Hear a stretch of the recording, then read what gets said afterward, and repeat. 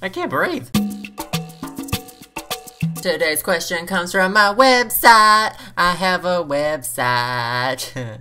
It sucks. Someone asks, I didn't write down your name, I don't care. So whenever someone tells me about getting someone to like me, the standard answer is always, just be yourself. But that's my problem. Do you have any advice on staying true to who you are when you are talking to someone you like instead of becoming a giggly, babbling, ridiculous fool?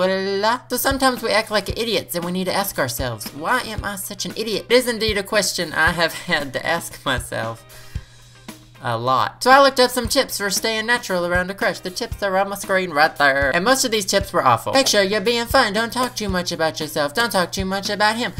Be a little mysterious. Don't touch him too much. Pronounce your words correctly. Don't stare at his penis for too long. That's my biggest problem. That's his biggest problem. Schwung! If all of these things are running around in your mind while you're trying to talk to someone, you are definitely gonna lose it, and you are definitely not going to act like yourself. There are actually a few things that I would recommend. First of all, breathe, because if you don't, you will die. And I've got the studies to back it up. I have performed those studies. There's a bunch of dead bodies in my closet. Talk about skeletons in your closet. Oh, whoa, hold on. We're just getting started. Next of all, you're gonna want to turn your brain off. Turn your brain off all the time, like my brain's off all the time. But let me try to explain this. You know that feeling when you are around your best friends in the whole world, and you are so relaxed around them that you can act however you want, and you can be your cool self, and you don't even have to think about it. No, that's where you're going, Joe. That is the kind of switching off your brain, being naturally cool I'm talking about. And Joe's final tip here is to envision the situation as it's already happened.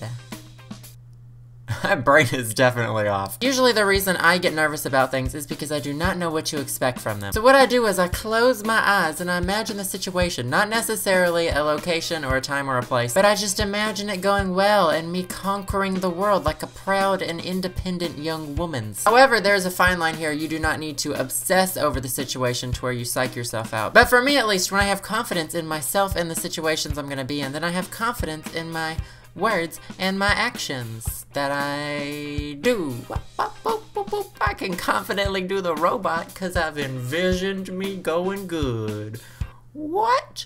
Now, at the end of the day, it is not the end of the world if you lose it a little bit around your crush. More than likely, they are losing it a little too if they like you back, and then, in that case, you have years ahead of you to fart around each other audibly.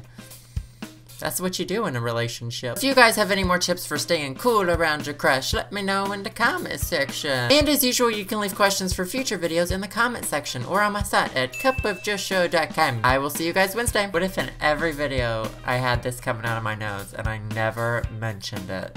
I kind of sound sexy like this. Hello.